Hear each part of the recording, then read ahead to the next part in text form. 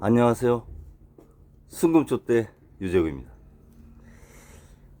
어느덧 3월도 중순을 지나고 있습니다. 3월 15일 일요일인데요. 날씨는 화창합니다. 옥천군 같은 경우는 옥천읍 장날입니다. 그래서 약초를 캐신 분들, 또 나무를 캐신 분들 한 바구니씩 가지고 와서 거리에서 또 이렇게 팔고 계시고 그렇게 하시고 계셔요. 참 보기 정겨웠고 이제 그런 모습이 사라져 가는데, 어떻게 보면 서민 경제가 어렵다, 그런 일면이기도 한 겁니다. 낭만으로만 보이기에는 씁쓸하죠. 주간 경제 상황을 보면 큰 지표의 변동은 없습니다. 환율은 국내 환율을 보면은 뭐 1452원대 박스권에서 뭐 있는 상황이고, 비트코인, 금값, 나스닥 전반적으로 내려오는 추세에서 일시적인 반등, 그런 상태죠. 채권금리가 좀 눈여겨볼 필요가 있는데요. 미국 10년물 채권금리가 4.3, 4.32. 제가 조금 전에 보니까 일본이 1.5가 넘었어요. 일본 채권금리가 많이 상승하고 있다. 중국 10년물 채권금리가 1.9까지 왔나요? 네. 1.90, 30. 많이 올라왔습니다. 일본하고 중국이 디프레 현상이 있었잖아요. 금리가 오르면서 디프레를 조금씩 벗어나는 그런 느낌이 조금 든다고 봐야 되죠. 일본 같은 경우는 임금 인상률도 상당히 이렇게 높아졌고,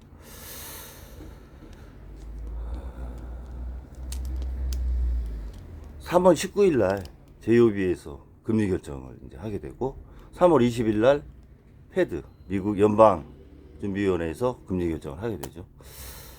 미국 같은 경우는 지금 소비 심리가 많이 떨어졌어요. 2개월 연속 그 떨어진 폭이 좀 깊게 떨어졌습니다. 그러면서 개인과 기업의 파산 건수가 많아졌어요. 그 파산 건수 중에서도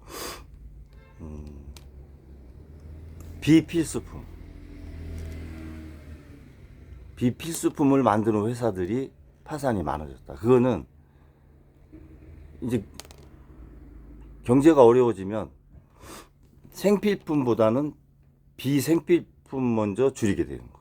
그러니까 비생필품 기업부터 파산 건수가 이렇게 많아지는 그런 상황이고, 대표적으로 그게 암시하는 게 애틀란타 연준 그 GDP 나오 1분기 마이너스 2.4% 예상했잖아요. 그거하고 맥을 같이 한다, 이렇게 봐야 되고, M7을 중심으로 하는 미국 나스닥 주식시장은 제가 3년짜리 중기 추세선을 보니까 오픈 AI가 챗 GPT를 2022년 11월에 발표를 했어요. 그래서 2023년 1월 말부터 주식이 뜨기 시작했습니다. 나스닥이.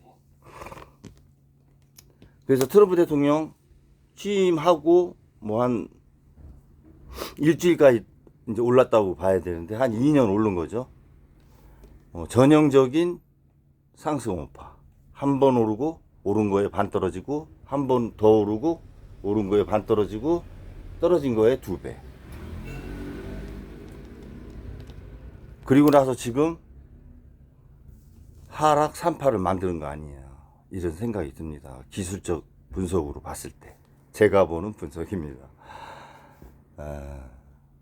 그러면 떨어진 거에 반을 회복할 거예요. 그리고 회복한 거에 또 반 이상을 빠집니다. 그게 이제 하락 3파, 엘리엇 파동이라고 하죠. 그러면 판단을 좀 잘 하셔야 될 것 같아요. 이게 제가 작년 유튜브 처음 하면서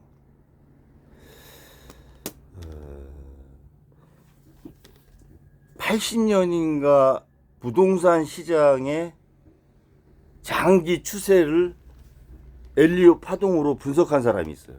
그분도 진짜 증권회사 출신인데, 이게 상승 5파가 끝났다는 거죠, 작년에. 그래서 하락 3파로 가는 추세다, 장기 추세가. 무서운 얘기예요. 하락 3파, 상승 5파가 끝나서 작년 연말 올해 초부터 하락 3파로 간다. 장기 추세가 그렇다면은 어려운 시장이 되는 거죠.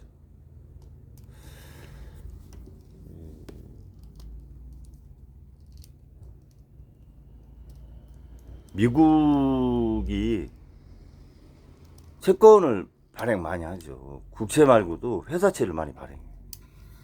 근데 올해 2025년에 돌아오는 회사채가 한 1000조 돼요.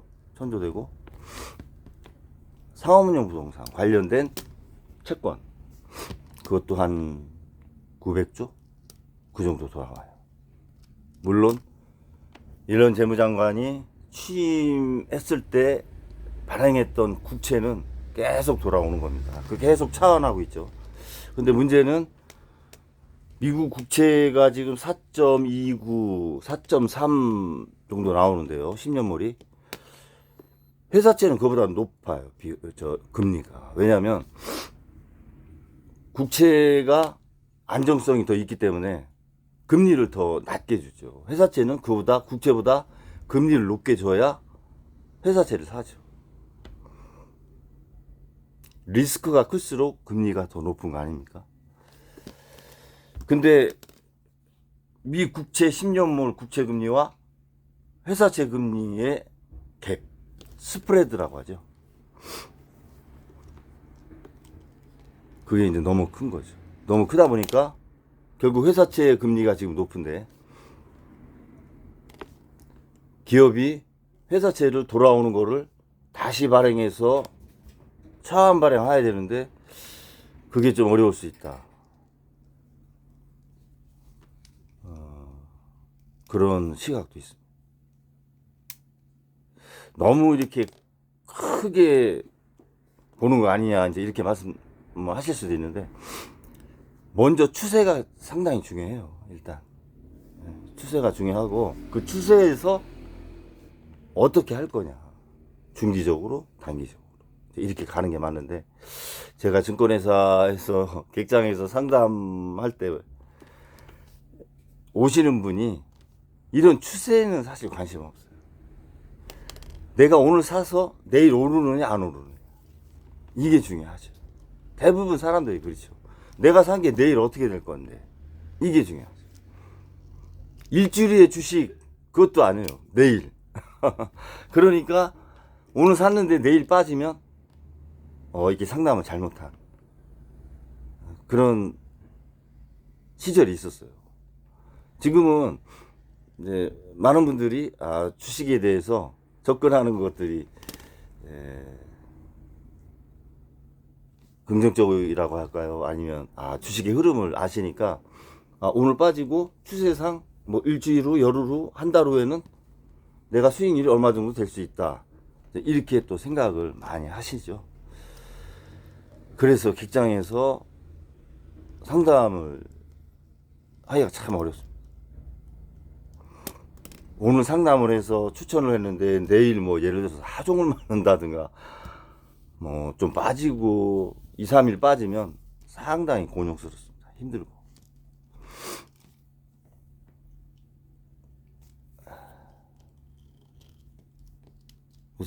증권회사 직원들이 겉으로는 멋지게 보여도 새카맣게 타죠, 속이. 올라도 힘들고 내려도 힘들고.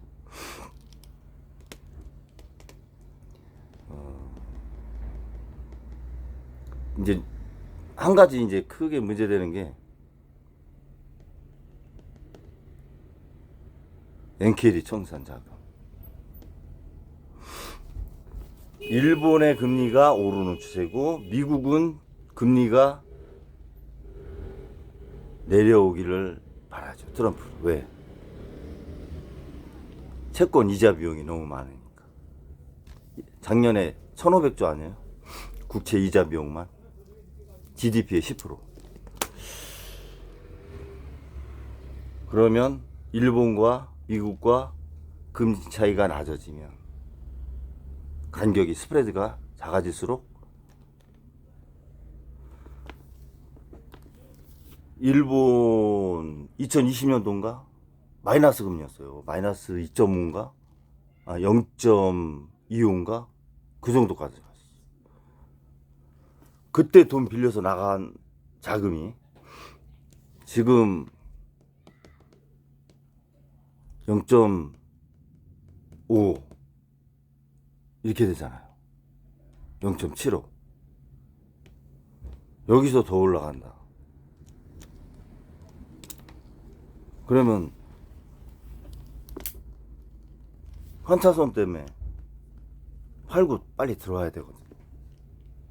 그 돈이 뭐 일부에서는 2경 7천조 8천조 얘기하는데 저는 개인적으로 한 4경 정도 된다고 보는 거예요. 그 부분을 뭐 일본 제조업이 단독으로 관리가 어려울 거고 미국하고의 공조가 좀 필요할 거다 이런 생각이 듭니다. 그래서 파월 연준 의장하고 일본은행 총재의 모두 발언 그런 것들을 좀 유심히 살펴볼 필요가 있어요. 엔케리 자금이 만약에 성산화가 진행이 돼서 일본으로 대출한 게 일본에서 대출한 것들이 다 들어온다. 전 세계 자본시장이 급격하게 출렁이는 거죠. 뭐든지 연착륙해야 된다. 아마 그렇게 관리할 거라고 보고요. 해외에 투자를 하신 분들은 그런 부분을 유심히 좀 보셔야 됩니다.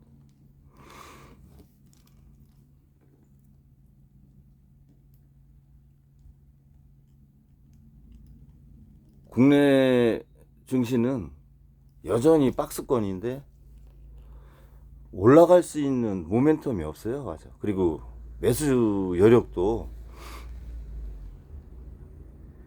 주식을 올릴 수 있는 자금이 풍부하지 않죠. 자금도 풍부하지 않고 재료도 불충분하고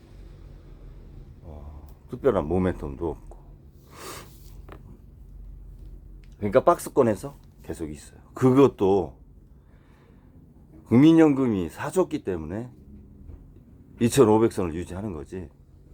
국민연금이 사주지 않았으면 2500선을 유지할 수 있겠느냐.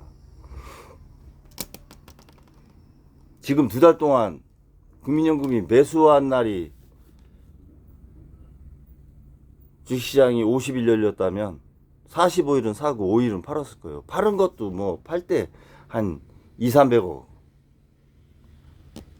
그렇게 이제 팔은 표시만 내는 거지 지속적으로 매입을 했었잖아요. 계엄 이후에. 결국은 국민연금이 외국인들 매도를 다 받아주고 외국인들은 떠났다. 환율이 적정한 시점. 그렇게 저는 봅니다. 국부가 손실된다는 게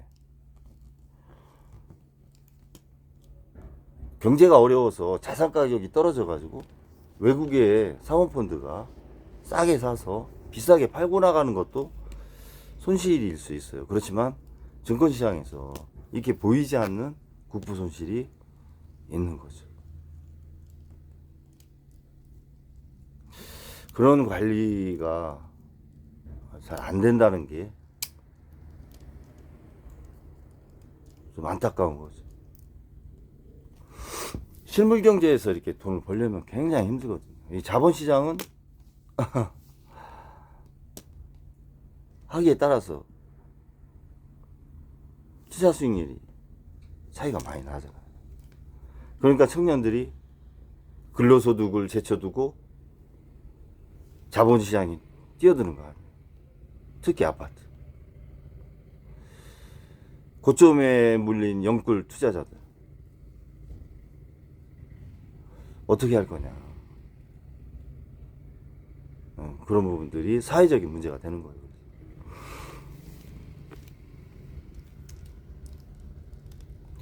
하여튼, 아무튼 미국도 상당히 어렵다. 1월 달에 무역 적자가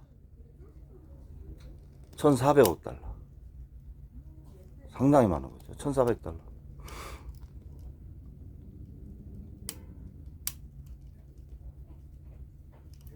뭐 트럼프 내각에서는 이 지금의 주식 시장이 좀 안 좋고 내수나 소비 심리가 위축되는 것이 전 정부가 펼쳐놓은 정책에 나쁜 것들이 여과되는 과정이다.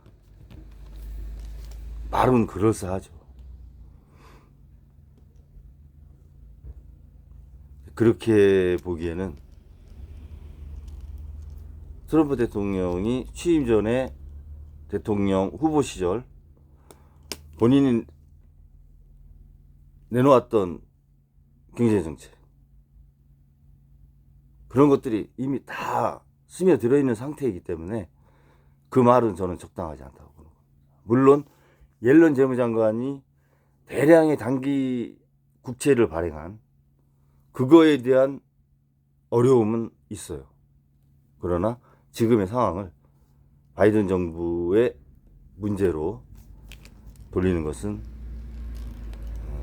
적절하지 않다. 그렇게 생각이 듭니다.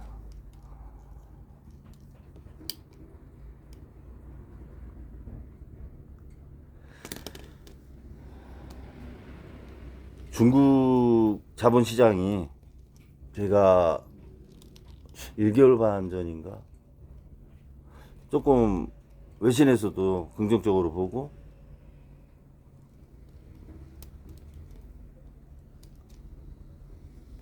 중국의 정책도 자본시장이 초점을 많이 가지고 있다.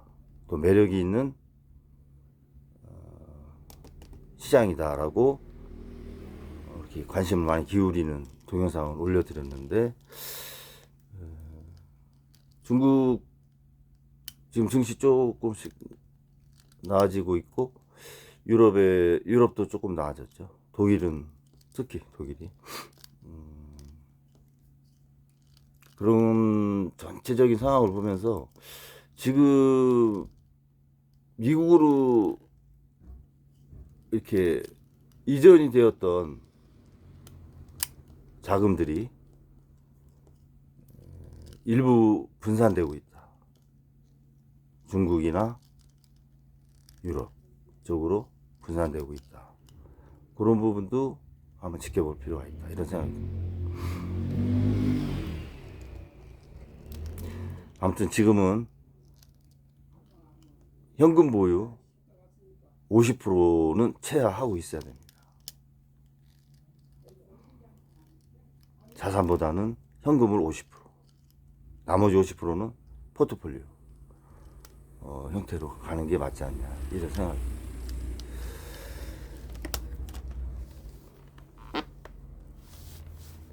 오후에 손님이 많이 올 걸 저도 기대하면서 오늘 열심히 장사해야죠. 일요일 가족분들과 즐거운 시간, 행복한 시간 되시기 바라면서 방송을 마치겠습니다. 감사합니다.